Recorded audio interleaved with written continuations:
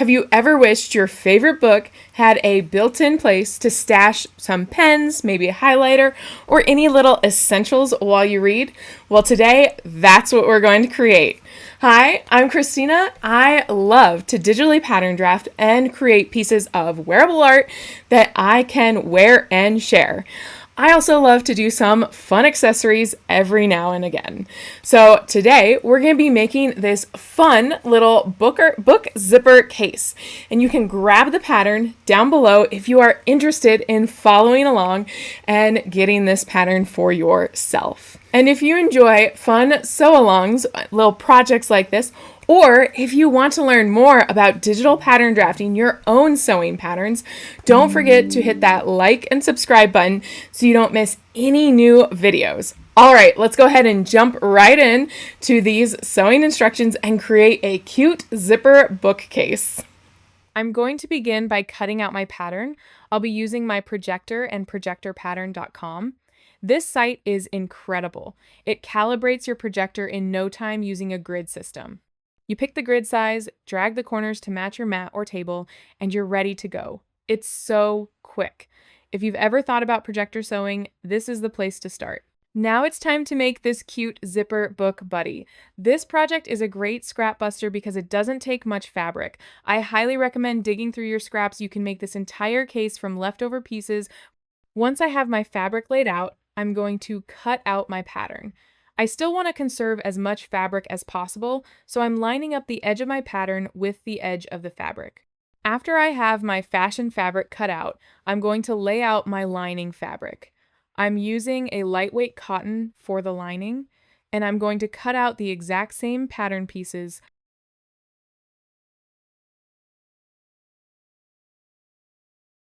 Once everything is cut out, it's time to go to the sewing machine. I'm going to start by laying my fashion fabric right side up. Then I place my zipper face down along one long edge. After that, I place the right side of my lining fabric facing the zipper. So technically, the right sides of the fashion fabric and the lining fabric are touching with the zipper sandwiched in between.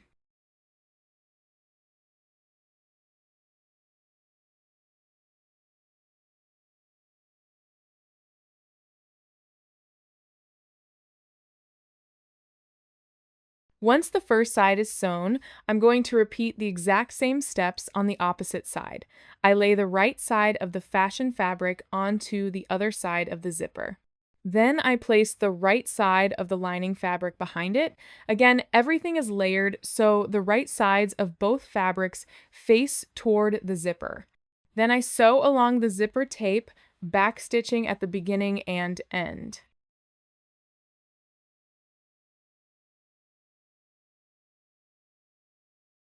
Next, I'm going to move over to the ironing board and press the seams open. I know it can feel annoying to go back and forth between the machine and the ironing board, but ironing as you go is what makes your projects look polished and professional. Now I'm going back to the sewing machine. I'm going to take the back piece of my fashion fabric and place it right sides together with the two front pieces. Then I sew down one long side, only catching the fashion fabric, not the lining. I repeat this on the other side. Line up the right sides together, sew the long edge, and backstitch at the beginning and end. Then I repeat this entire process with the lining fabric. I place the right side of the lining back piece onto the two front lining pieces and sew down the long side. Again, I'm only sewing lining to lining.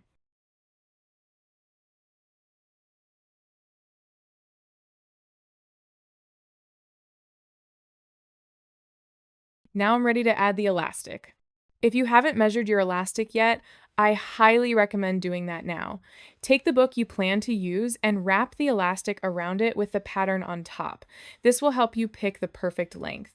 Once I have my elastic measured, I lay it on one side of the zipper at the top edge of the case. Then I sew across the top edge through all the layers: fashion fabric, lining fabric, the zipper, and the elastic. This creates the top opening of the book buddy.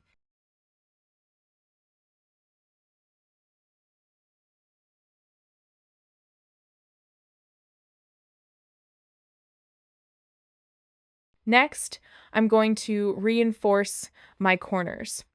On the first corner, I clipped before reinforcing, and I realized I didn't want to do that again.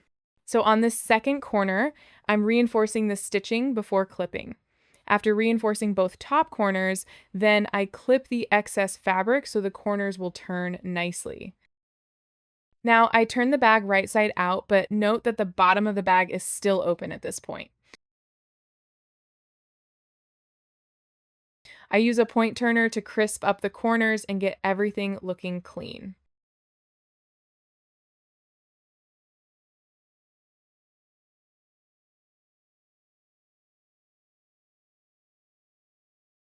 Next, I'm going to line up the other end of the elastic on the same side of the zipper that I started with. I make sure the elastic is not twisted. I pin it to the right side of the fabric. Then I flip the bag back inside out so I can sew the bottom seam. Once the bag is inside out again, I sew across the bottom edge using a 1/2 inch seam allowance. I backstitch at the beginning. When I reach the elastic, I backstitch over it to add strength and stability. Then I sew to the other side and backstitch at the end. Next, I trim down the seam allowance to reduce bulk, and then I move over to my serger to finish the raw edge. You can also bind this seam with bias tape if you want a fully enclosed interior. I'm happy with the serged finish, so I'm going to serge the raw edge to secure it. Now I turn the bag right side out.